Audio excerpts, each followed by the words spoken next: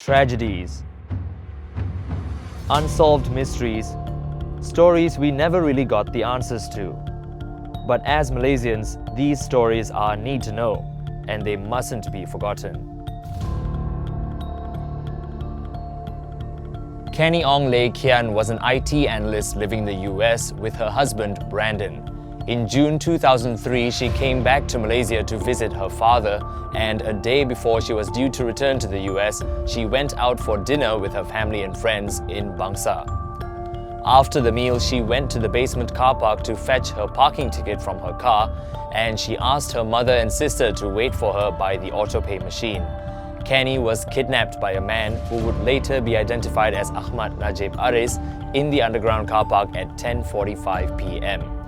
Two policemen patrolling on motorcycles stopped Canny's car. An officer took their identity cards, and while he was checking them, Najib tried to drive off and he managed to get away.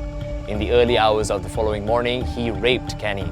He then stabbed her twice and pushed her body into a roadside drain.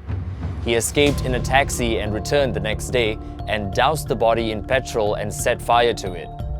Canny's remains were discovered by a construction site manager, while her car was found abandoned.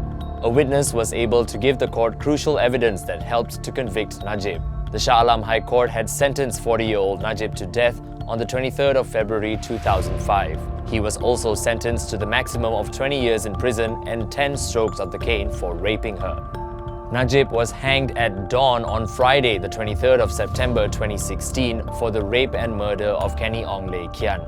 Ever since her tragic death, more security measures were put in place to protect women, including women's-only parking, extra security guards, CCTVs, and even panic buttons in shopping malls and public areas.